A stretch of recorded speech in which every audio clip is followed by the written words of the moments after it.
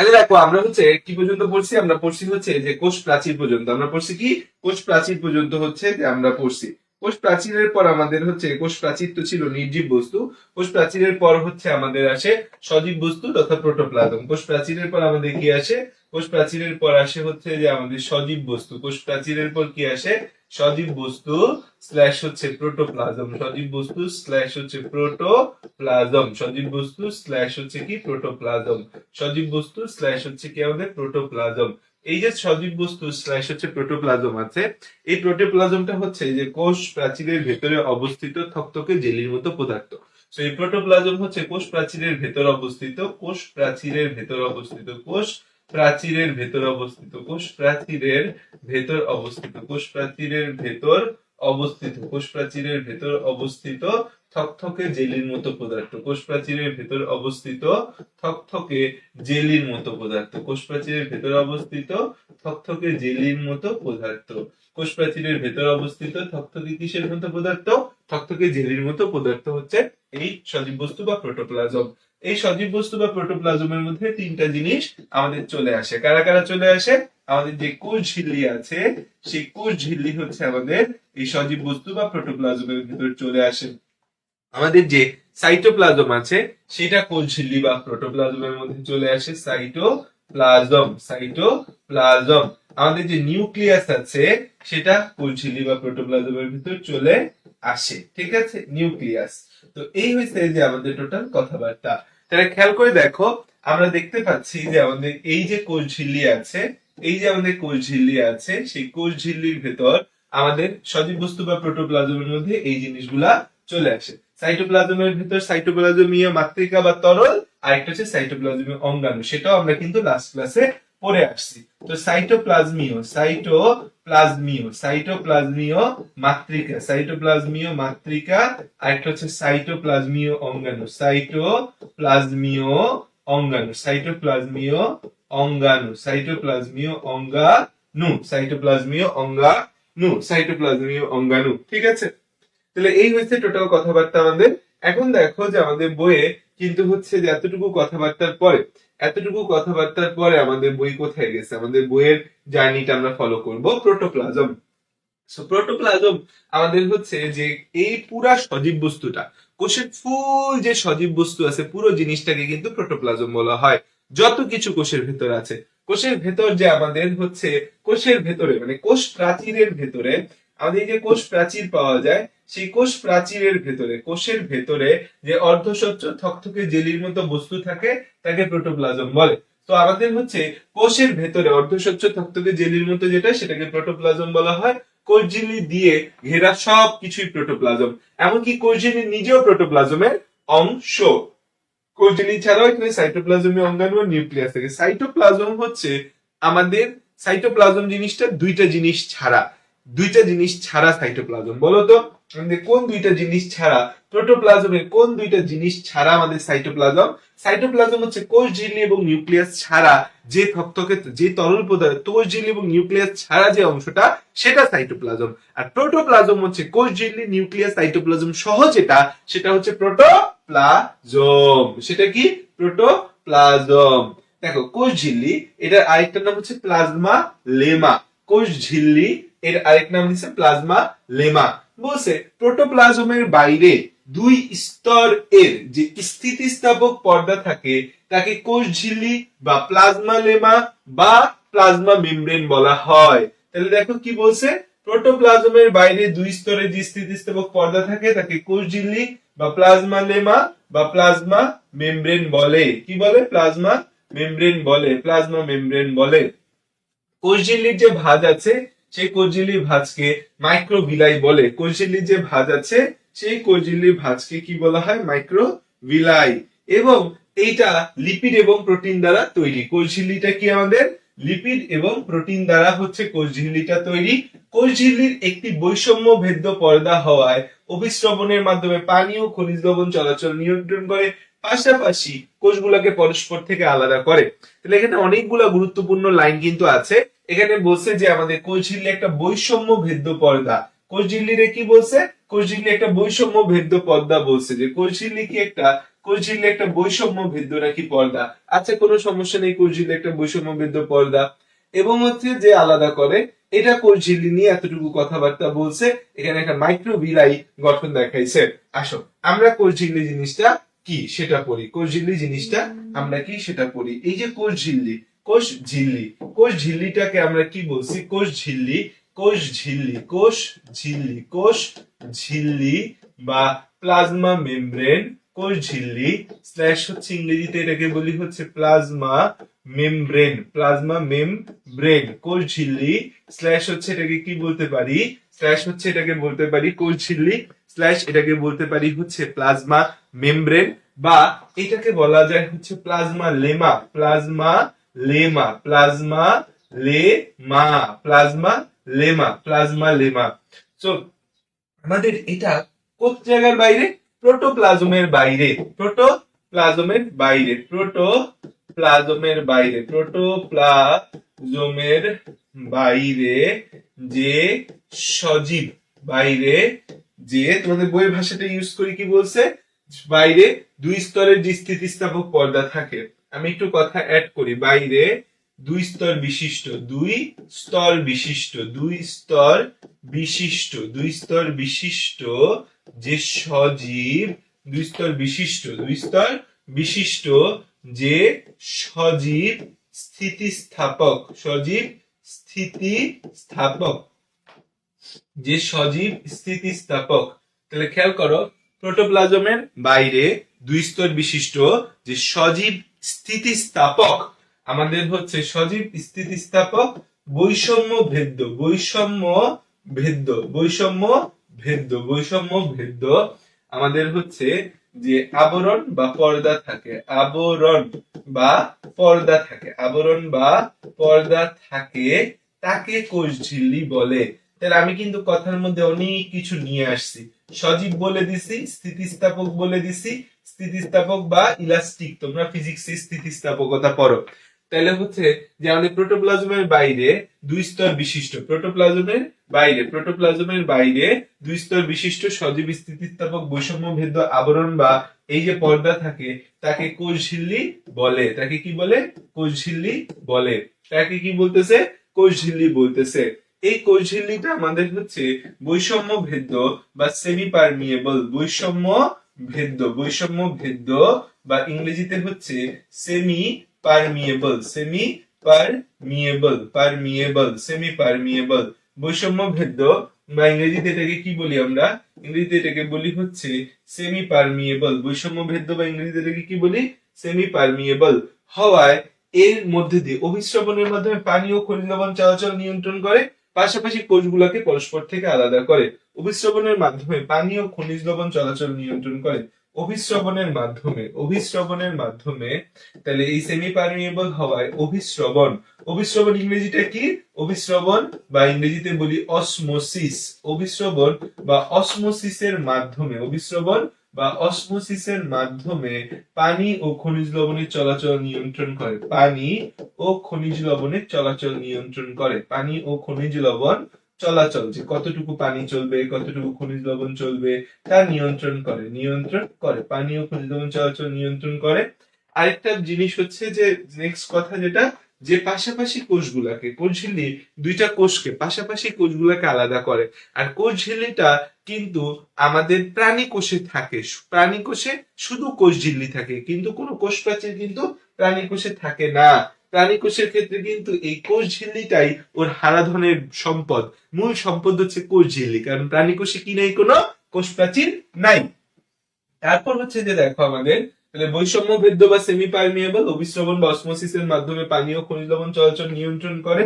Next কথা কি আমাদের? নেক্সট কথা হচ্ছে কোষগুলোকে পরস্পর থেকে আলাদা করে। এই যে আমাদের কোষগুলো আছে, সেই কোষগুলোকে পরস্পর থেকে আলাদা করে। কোষগুলোকে কি থেকে আলাদা করে?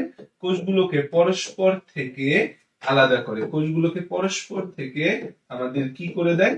আলাদা করে দেয়, কোষগুলোকে পরস্পর থেকে আলাদা করে। এখন হচ্ছে এখানে আমরা কিছু টার্মিনোলজি ব্যবহার করছি, যেমন বৈষম্য ভেদ্য বা সেমি পারমিয়েবল মানে কি? সেমি পারমিয়েবল মানে হচ্ছে যার মধ্যে দিয়ে কিছু জিনিস, যা কিছু জিনিসের জন্য ভেদ্য, কিছু জিনিসের জন্য ভেদ্য না। বেসিক্যালি হচ্ছে দ্রব্য যে আছে দ্রব্যের জন্য ভেদ্য না, দ্রাবকের জন্য ভেদ্য, বা সহজ ভাষায় হচ্ছে বৈষম্য ভেদ্য বা সেমি পারমিয়েবল মানে হচ্ছে কিছু জিনিসের জন্য ভেদ্য, কিছু জিনিসের জন্য ভেদ্য, কিছু জিনিসের জন্য ভেদ্য, কিছু বস্তুর জন্য ভেদ্য, কিছু জিনিসের জন্য ভেদ্য, আবার হচ্ছে আবার কারো জন্য অভেদ্য, আবার কারো জন্য অভেদ্য, কিছু জিনিসের জন্য ভেদ্য, আবার কারো জন্য হচ্ছে অভেদ্য, কারো জন্য অভেদ্য। তাহলে কারো জন্য ভেদ্য, কারো জন্য অভেদ্য, কারো জন্য ভেদ্য, আবার কারো জন্য অভেদ্য। এই দুইটা কথা হচ্ছে যে মনে রাখতে হবে। তাইলে দেখো যে আমাদের বৈষম্য ভেদ্য বা সেমি পারমিয়েবল মেমব্রেনের কথাবার্তা আমরা বুঝলাম। এখন হচ্ছে যে এখানে এই অসমোসিস কথাটা, অভিস্রবণ আর অসমোসিস এই জিনিসটা কি তোমরা জানো কিনা, যে দুইটা জিনিস কিন্তু আছে, একটা হচ্ছে ব্যাপন আর একটা হচ্ছে অভিস্রবণ। ব্যাপন আর একটা হচ্ছে কি অভিস্রবণ, অভিস্রবণ।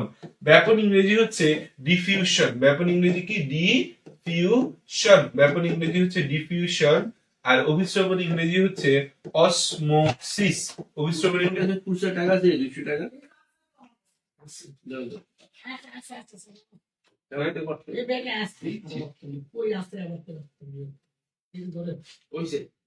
দেখি এটা জামাই পারবো করতে। মুন্ডি জামাই করতে পারবো। দেখো কত হ্যাঁ ভালো মতো সব জায়গা চেক করে মনে হচ্ছে মুসলমানের জমি নিয়ে আচ্ছা ঠিক আছে রে বাবা। এই সব কিছু দেখবেন কি মুন্নি জামাইয়ের সাথে কথা হয়েছে? হ্যাঁ আমি বুঝতে পারছি তো, মুন্নি জামাইয়ের সাথে কথা হয়েছে। ছবি পাঠাই যেত ছবি পাঠাই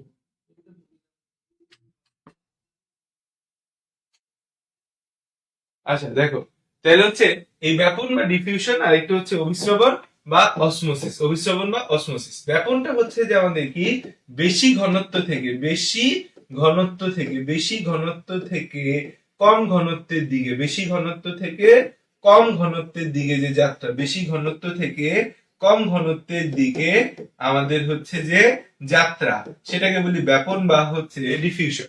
অভিস্রবণ বা অসমোসিস হচ্ছে আমাদের কম ঘনত্ব থেকে, এটা উল্টা জাস্ট, কম ঘনত্ব থেকে বেশি ঘনত্বের দিকে যাওয়া, কম ঘনত্ব থেকে কোন দিকে যাবে, বেশি ঘনত্বের দিকে যাবে, কম ঘনত্ব থেকে বেশি ঘনত্বের দিকে যাত্রা, কম ঘনত্ব থেকে বেশি ঘনত্বের দিকে যে যাত্রা, সেইটাকে বলি হচ্ছে যে আমরা অভিস্রবণ বা অসমোসিস।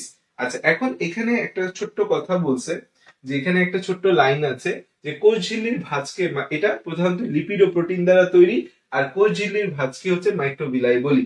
এরা প্রধানত লিপিড বা প্রোটিন দ্বারা তৈরি, এরা প্রধানত আমাদের হচ্ছে যে লিপিড ও প্রোটিন দ্বারা তৈরি, লিপিড ও প্রোটিন দ্বারা তৈরি। এরা প্রধানত কি দিয়ে তৈরি, লিপিড ও প্রোটিন দিয়ে তৈরি। এরা প্রধানত কি দিয়ে তৈরি, লিপিড ও প্রোটিন দ্বারা তৈরি। যেটা ইম্পর্টেন্ট এমসিকিউ এখান থেকে আসতে পারে, যে কোষ ঝিল্লির ভাঁজকে কি বলা হয়, মাইক্রোভিলাই বলা হয়। কোষ ঝিল্লির মধ্যে আমরা ভাঁজ পাই, এই যে কোষ ঝিল্লি আছে, কোষ ঝিল্লির ক্ষেত্রে আমরা দেখতে পাই, কোষ ঝিল্লির ক্ষেত্রে এরকম ছোট ছোট ভাঁজ আমরা কোষ ঝিল্লির ক্ষেত্রে পাইতে পারি। এই ভাঁজগুলাকে বলি মাইক্রোভিলাই। মাইক্রো মাইক্রো মানে ছোট, ভিলাই জিনিসটা কি, মাইক্রোভিলাই যেটা হচ্ছে কোষ ঝিল্লির ভাঁজ, কোষ ঝিল্লির ভাঁজ, কোষ ঝিল্লির ভাঁজ, কোষ ঝিল্লির ভাঁজ, কোষ ঝিল্লির ভাঁজ, ঠিক আছে, কোষ ঝিল্লির ভাঁজ। খেয়াল করো, মাইক্রো কথাটার অর্থ হচ্ছে ছোট, মাইক্রো কথাটার অর্থ কি, মাইক্রো কথাটার অর্থ হচ্ছে ছোট। আর ভিলাই কথাটার অর্থ কি, ভিলাই হচ্ছে যে আমাদের শোষণ একক, ভিলাই কথাটার অর্থ কি, ভিলাই কথাটার অর্থ হচ্ছে শোষণ একক, শোষণ একক বা অ্যাবজর্পশন ইউনিট। যে কোনো জায়গায় কোনো কিছু শোষণ করতে হবে, শোষণ করে নিতে হবে, তখন সে জায়গায় যে টার্মটা ব্যবহার হবে সেটা হচ্ছে আমাদের মাইক্রোভিলাই। হ্যাঁ আপু, নিয়ে যাও তুমি, আমি জানি।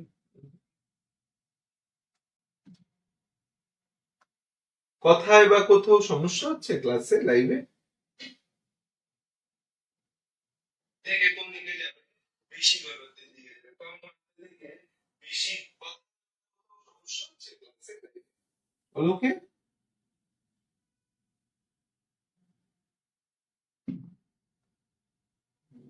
আচ্ছা, যেখানে ছিলাম তাহলে আমরা হচ্ছে যে ভিলাই হচ্ছে শোষণ একক বা অ্যাবজর্পশন ইউনিট। অ্যাবজর্পশন ইউনিট যে আমাদের যে কোনো কিছু শোষণ করে নিতে হবে, কোনো জায়গায় কোনো কিছু আছে সেখান থেকে শোষণ করে নিতে হবে, সেটাকে বলি হচ্ছে যে আমরা কি, সেটাকে বলি হচ্ছে যে আমরা এই মাইক্রোভিলাই। মাইক্রোভিলাই আরেকটা যেটা হচ্ছে যে আমি তোমাদের পড়াইতে চাচ্ছিলাম সেটা হচ্ছে যে ভেদ্য, অর্ধভেদ্য, আরেকটা হচ্ছে এই অভেদ্য। ভেদ্য, অর্ধভেদ্য, আরেকটা হচ্ছে অভেদ্য। অভেদ্য। তো ভেদ্য মানে হচ্ছে পারমিয়েবল। পারমিয়েবল। পারমিয়েবল। পারমিয়েবল হচ্ছে যে জায়গা দিয়ে দ্রব্য দ্রাবক দুইটাই যেতে পারে। যে জায়গা দিয়ে, যা দিয়ে, যে পর্দা দিয়ে, যে পর্দা দিয়ে, যে পর্দা দিয়ে আমাদের হচ্ছে দ্রব্য প্লাস দ্রাবক, দ্রব্য প্লাস দ্রাবক উভয়ই, যে পর্দা দিয়ে দ্রব্য প্লাস দ্রাবক উভয়ই যেতে পারে তাকে কি বলি আমরা? ভেদ্য। অর্ধভেদ্য হচ্ছে যে পর্দা দিয়ে, যে পর্দা দিয়ে শুধু, যে পর্দা দিয়ে শুধু দ্রাবক যেতে পারে, দ্রাবক যেতে পারে, দ্রাবক যেতে পারে, দ্রব্য যেতে পারে না, দ্রব্য যেতে পারে না, দ্রব্য আটকায় যায়। দ্রব্য, কারণ দ্রব্য তো বেসিক্যালি কলয়েড হয়, দানাদার হয়। আর অভেদ্য হচ্ছে আমাদের যে পর্দা দিয়ে কিছু যেতে পারে না, যে পর্দা দিয়ে, যে পর্দা দিয়ে কিছু যেতে পারে না, সবাইকে সে আটকে দেয়, কিছু যেতে পারে না। এই যে অর্ধভেদ্য, সে তো বৈষম্য করলো, একজনকে যেতে দিল, একজনকে যেতে দিল না। বৈষম্যহীন বাংলাদেশে বৈষম্য মানি না, মানবো না। সো এই বলে চিৎকার দিয়ে অর্ধভেদ্য বা এটার নাম দিয়েছে কি? বৈষম্য ভেদ্য। ঠিক আছে, ক্লিয়ার? এতটুকু পর্যন্ত কোনো কনফিউশন আছে?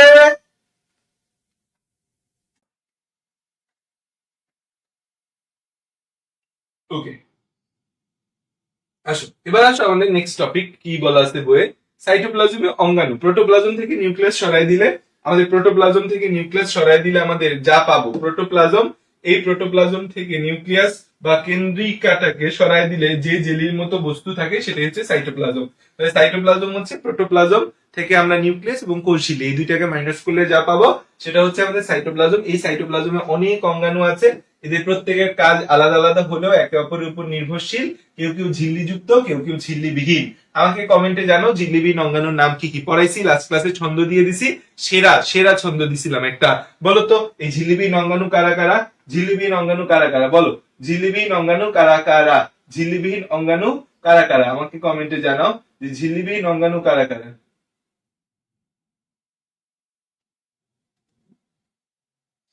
ঝিল্লিবিহীন অঙ্গাণু কারা কারা আছে কমেন্টে বলো। শুরু করছে তোমাদের বই ঝিল্লিযুক্ত অঙ্গাণু মাইটোকন্ড্রিয়া দিয়ে। মাইটোকন্ড্রিয়া বলছে শ্বসনে অংশগ্রহণকারী, শ্বসনে অংশগ্রহণকারী। এই অঙ্গাণুটা 1886 মতান্তরে 94 সালে আবিষ্কার করেন রিচার্ড অল্টম্যান। তাহলে আবিষ্কারক হচ্ছে যে রিচার্ড অল্টম্যান এবং এর নাম দেন বায়োপ্লাস্ট। তবে বর্তমানে প্রচলিত নাম মাইটোকন্ড্রিয়ার নাম দেয় বিজ্ঞানী কার্ল বেন্ডা। এটি 2 স্তর বিশিষ্ট আবরণী বা ঝিল্লি দিয়ে ঘেরা। ভেতরের স্তরটা ভেতরের দিকে আঙ্গুলের মতো ভাঁজ হয়ে থাকে, এটাকে ক্রিস্টি বলা হয়। ক্রিস্টির গায়ে বৃন্তযুক্ত গোলাকার বস্তু থাকে, এটাকে অক্সিজম বলা হয়। অক্সিজমে উৎসেচক গুলা বা এনজাইম গুলা সাজানো থাকে। মাইটোকন্ড্রিয়ন এর ভেতরে থাকে হচ্ছে যে আমাদের ম্যাট্রিক্স থাকে। জীবের শ্বসন কাজে সাহায্য করা মাইটোকন্ড্রিয়ার প্রধান কাজ। আমাদের শ্বসন ক্রিয়ার 4টা ধাপের 3টাই হচ্ছে যে মাইটোকন্ড্রিয়াতে ঘটে, 4টার মধ্যে 3টাই মাইটোকন্ড্রিয়াতে ঘটে। আমাদের হচ্ছে যে গ্লাইকোলাইসিস মাইটোকন্ড্রিয়াতে ঘটে না, বাকিগুলো মাইটোকন্ড্রিয়াতে ঘটে। শ্বসনে অত্যন্ত গুরুত্বপূর্ণ ধাপ ক্রেবস চক্র অংশগ্রহণকারী সব উৎসেচক এতে উপস্থিত থাকায় এই বিক্রিয়াগুলো মাইটোকন্ড্রিয়াতে সম্পন্ন হয়। তোমরা ক্রেবস চক্রে সবচেয়ে বেশি শক্তি উৎপাদিত হয়, এই জন্য মাইটোকন্ড্রিয়াকে হচ্ছে কোষের শক্তি উৎপাদন ঘর বা পাওয়ার হাউস বলা হয়। ওকে, ভেরি গুড।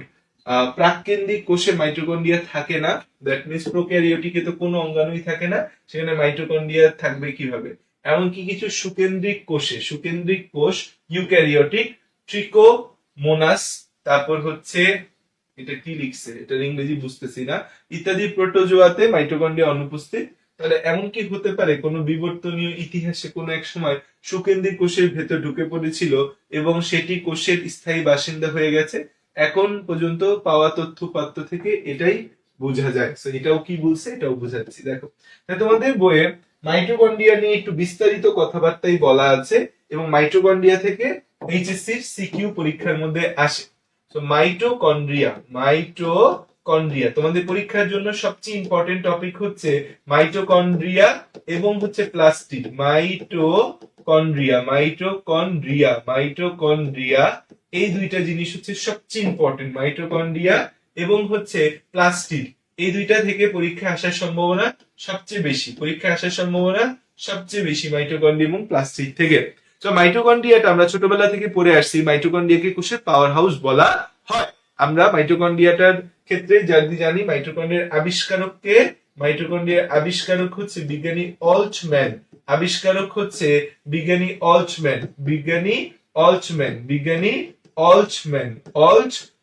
অল্টম্যান এই অল্টম্যান হচ্ছে নাম দেয় আমাদের বায়োপ্লাস্ট নাম দেয়। আর এই বায়োপ্লাস্ট কে মাইটোকন্ড্রিয়া নামকরণ করছে কে, মাইটোকন্ড্রিয়া। বর্তমান যে নাম বায়োপ্লাস্ট কে মাইটোকন্ড্রিয়া নামকরণ কে করছে, মাইটোকন্ড্রিয়া নামকরণ করছে হচ্ছে বিজ্ঞানী কার্ল বেন্ডা। কে? বিজ্ঞানী কার্ল বেন্ডা হচ্ছে যেটার নামটা আমাদের বায়োপ্লাস্ট করেছে। এখন হচ্ছে মাইটোকন্ড্রিয়াটা দেখতে কেমন? মাইটোকন্ড্রিয়াটা দেখতে জাস্ট সিম্পল, এরকম গোল হয় মাইটোকন্ড্রিয়াটা দেখতে, এবং এটা দুই স্তর বিশিষ্ট। ভেতরের স্তরটা এরকম হচ্ছে আমাদের ভাঁজবাজ, ভেতরের স্তরটা হচ্ছে আমাদের এরকম ভাঁজবাজ,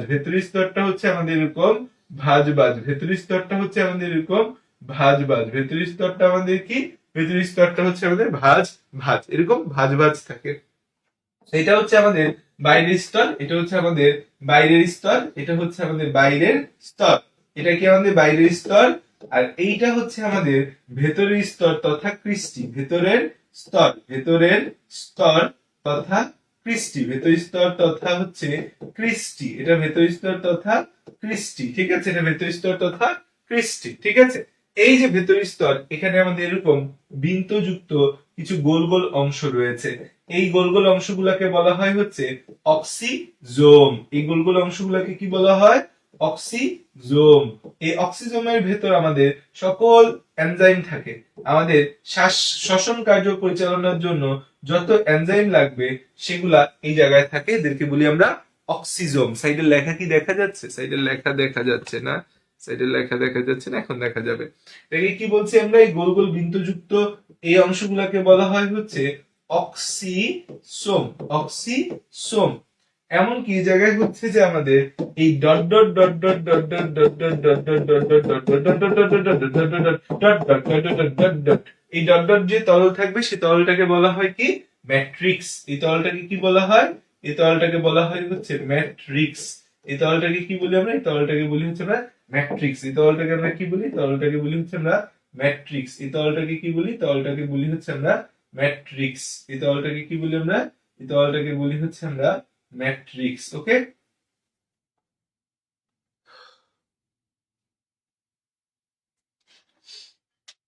ছবিটা আঁকো। ছবি আঁকার পর সবসময় ছবির নিচে একটা কথা লিখতে হয়। ধরো একটা ছবি আঁকছো, আঁকার পরে তুমি যদি নিচে এই কথাটা না লেখো তাহলে তোমার ছবি আঁকার আর কোনো ভ্যালিডেশন থাকে না। চিত্র লিখতে হবে। চিত্র কি? চিত্র হচ্ছে মাইটোকন্ড্রিয়া। চিত্র হচ্ছে মাইটোকন্ড্রিয়া। এই কথাটা তোমাকে লিখতে হবে। এই কথাটা না লিখলে তোমার এই ছবি আঁকার আর কোনো হচ্ছে ভ্যালিডেশন থাকলো না। এই যে মাইটোকন্ড্রিয়া, এটা লিখতে হবে। না লিখলে টিচার কি করবে? তোমাকে কটাস করে কেটে দিবে। ঠিক আছে, প্রতিটা জিনিস বুঝাচ্ছি, জিনিসগুলো আসলে কি। তো হচ্ছে যে দেখো, আমাদের এই যে মাইটোকন্ড্রিয়া গঠন, তাহলে মাইটোকন্ড্রিয়ার গঠন নিয়ে আমরা প্রথমে কথা বলবো। কাজ সম্পর্কে তো জানবোই, মাইটোকন্ড্রিয়ার গঠন নিয়ে প্রথমে কথা বলি যে এরা দুই স্তর বিশিষ্ট।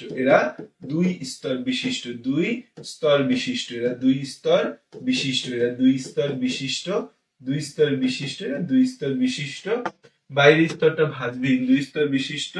আমাদের হচ্ছে বাইরের স্তর ভাঁজবিহীন, দুই স্তর বিশিষ্ট। বাইরের স্তরটা কেমন?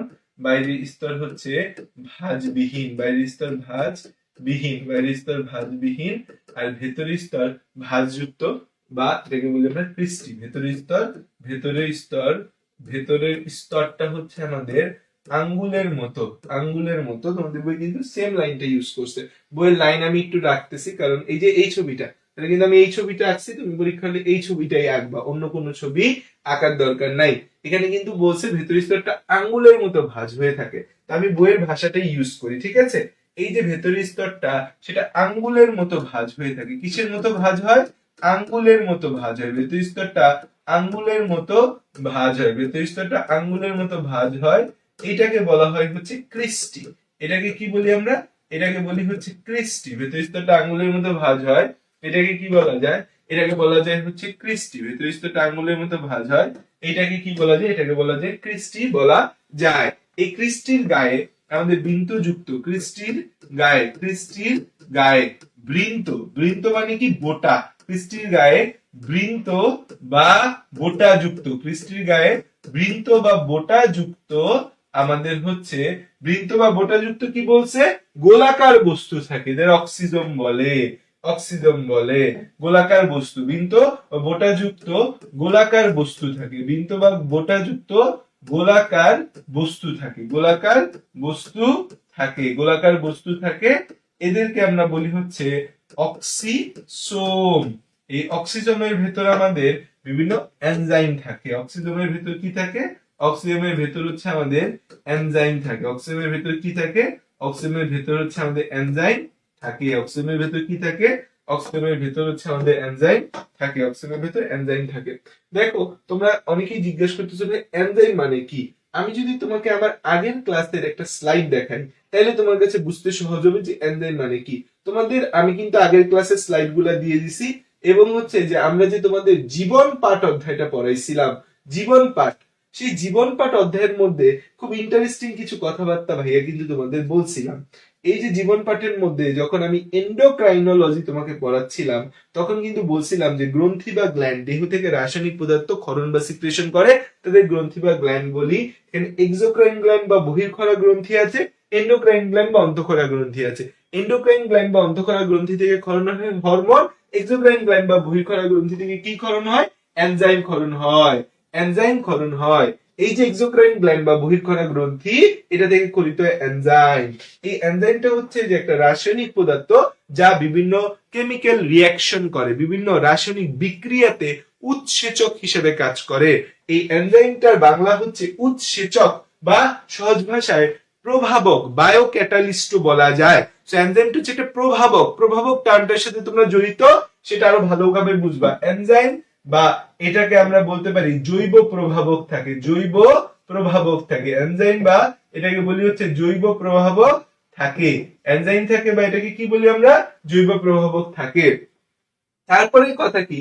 তারপরের কথা হচ্ছে যে আমাদের বইয়ের এরপরের কথা কি আছে? বইয়ের পরের কথা হচ্ছে যে আমাদের মাইটোকন্ড্রিয়ার ভেতরে ম্যাট্রিক্স নামক তরল পদার্থ থাকে। এই যে মাইটোকন্ড্রিয়ার ভেতর যে তরল আছে, ভেতরে ম্যাট্রিক্স নামক তরল থাকে। এই ভেতরের তরলটাকে কি বলি আমরা?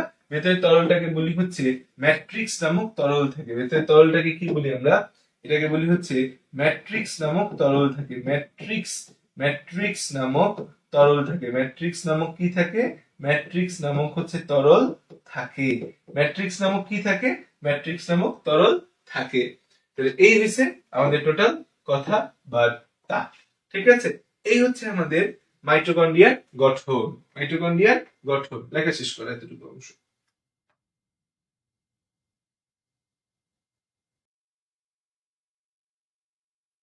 ওকে, এখন হচ্ছে ম্যাট্রিক্স জিনিসটা আসলে কি?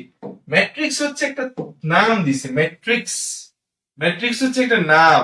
কিসের নাম? একটা তরলের নাম। মাইটোকন্ড্রিয়ার ভেতর যে তরল থাকে তার নাম দিছে ম্যাট্রিক্স। এই সাইটোপ্লাজমীয় অঙ্গাণুগুলার ভেতরে যে তরল থাকে তাকে বলা হয় ম্যাট্রিক্স। ম্যাট্রিক্স হচ্ছে কি? সাইটোপ্লাজমীয় অঙ্গাণুর ভেতরের তরলকে ম্যাট্রিক্স বলা হয়। সাইটোপ্লাজমীয় অঙ্গাণুর ভেতরের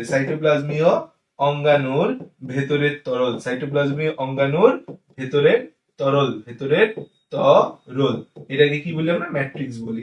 আচ্ছা, তোমার পরীক্ষায় এই প্রশ্নটা কিন্তু গ আকারে আসতে পারে যে মাইটোকন্ড্রিয়ার ছবি এবং গঠন লেখো।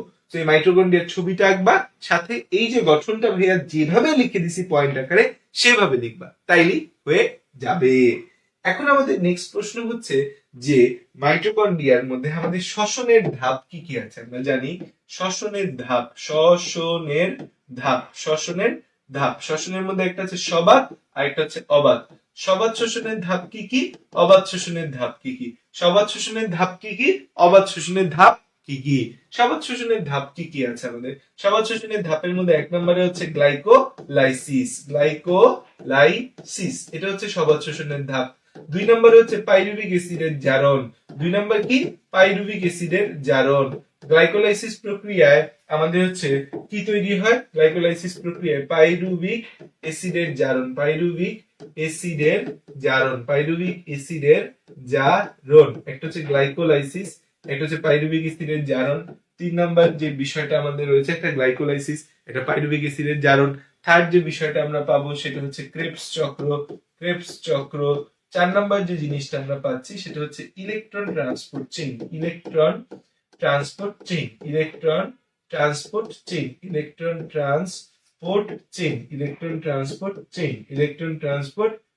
ঠিক আছে? তো এই যে আমাদের কয়েকটা আছে, এর মধ্যে চারটার মধ্যে শুধু গ্লাইকোলাইসিস যে আছে, সেই গ্লাইকোলাইসিসটা কোথায় ঘটে? গ্লাইকোলাইসিসটা হচ্ছে সাইটোপ্লাজমে ঘটে। গ্লাইকোলাইসিসটা কোথায় ঘটে? সাইটোপ্লাজমে ঘটে। আর বাকি যে পাইরুভিক অ্যাসিডের জারণ, ক্রেবস চক্র, তারপর হচ্ছে ইলেকট্রন ট্রান্সপোর্ট চেইন, এগুলা কোথায় ঘটে? এগুলা মাইটোকন্ড্রিয়াতে ঘটে। মাইটোকন্ড্রিয়াতে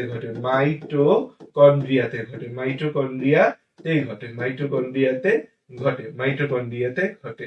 এই স্টেপে সবাত শোষণে আমাদের টোটাল এটিপি বা শক্তি যে তৈরি হয়, ভেতরের স্তরকেই ক্রিস্টি বলা হয়। ভেতরের স্তরটার নামই ক্রিস্টি। এখন এই যে আমাদের মাইটোকন্ড্রিয়াতে শক্তি উৎপাদনের প্রায় সকল ধাপ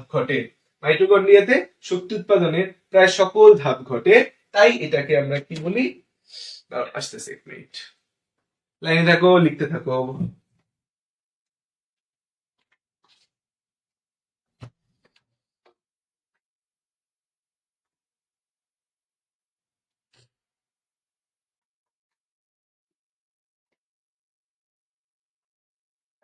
আসতেছি, চলে আসছি ভাইয়া, চলে যাবে কোথাও। যে জায়গায় ছিলাম আমরা, যে সবাত শোষণের ধাপের মধ্যে আমাদের শুধু গ্লাইকোলাইসিসটা সাইটোপ্লাজমে ঘটে, বাকি সব স্টেপই হচ্ছে মাইটোকন্ড্রিয়াতে ঘটে। তো মাইটোকন্ড্রিয়াতে এখান থেকে একটা প্রশ্ন আসে পরীক্ষায় হতে, যে মাইটোকন্ড্রিয়াকে কেন কোষের পাওয়ার হাউস বা শক্তি ঘর বলা হয়? এই প্রশ্নটা তোমার খতে আসবে, যে মাইটোকন্ড্রিয়াকে কেন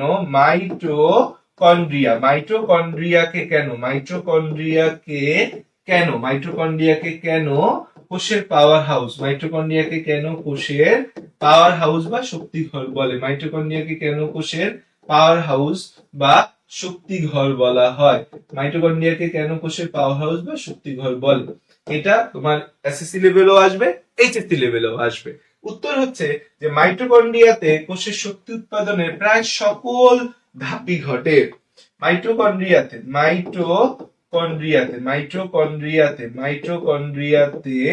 কোষের শক্তি উৎপাদনের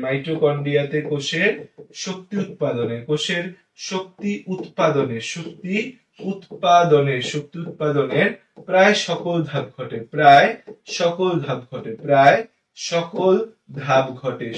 ধাপ ঘটে। মাইটোকন্ড্রিয়াতে আমাদের হচ্ছে কোষের শক্তি উৎপাদনের প্রায় সকল ধাপ ঘটে, এবং এর জন্য প্রয়োজনীয় এনজাইম থাকে।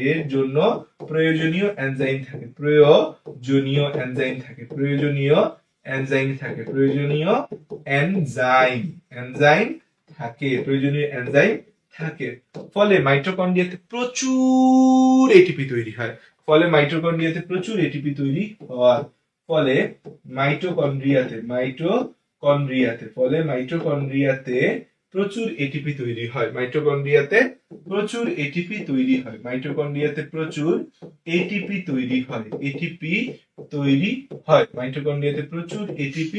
তৈরি হয়।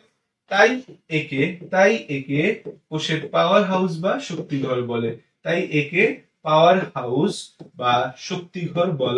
হয়, তাই মাইটোকন্ড্রিয়াকে আমরা পাওয়ার হাউস বা শক্তি ঘর বলি। আমাদের এই শক্তি উৎপাদন চক্রগুলোর যে স্টেপ আছে তার মধ্যে ক্রেবস চক্রে সবচেয়ে বেশি শক্তি তৈরি হয়। ক্রেবস চক্রে সবচেয়ে বেশি শক্তি তৈরি হয়। ক্রেবস চক্রে কি হয়? সবচেয়ে বেশি শক্তি তৈরি হয় কোথায়? এই ক্রেবস চক্রে।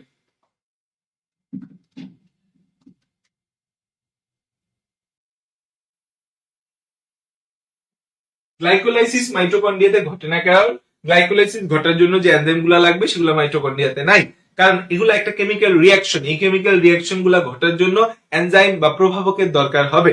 সো গ্লাইকোলাইসিসের প্রয়োজনীয় এনজাইম বা প্রভাবক মাইটোকন্ড্রিয়াতে থাকে না, সাইটোপ্লাজমে থাকে। তাই হচ্ছে যে গ্লাইকোলাইসিস আমাদের মাইটোকন্ড্রিয়াতে ঘটে না, কোথায় ঘটে? সাইটোপ্লাজমে ঘটে।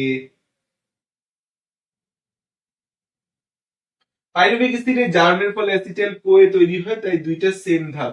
আচ্ছা, তোমাদের বই কি পাইরুভিক অ্যাসিডের জারণ না লিখে অন্য নাম দিছে? তোমাদের বই কি নাম দিছে? অ্যাসিটাইল কোয়ে সৃষ্টি। আচ্ছা, তাহলে একই কথা দুইটা, পাইরুভিক অ্যাসিডের জারণ বা এটাকে বলতে পারি হচ্ছে অ্যাসিটাইল কোয়ে সৃষ্টি। অ্যাসিটাইল কোয়ে সৃষ্টি। একজন সুন্দর কমেন্টে বলছে যে পাইরুভিক অ্যাসিডের জারণের ফলে অ্যাসিটাইল কোয়ে সৃষ্টি হয়, তাহলে দুইটা জিনিস একই কথা বলা যায়।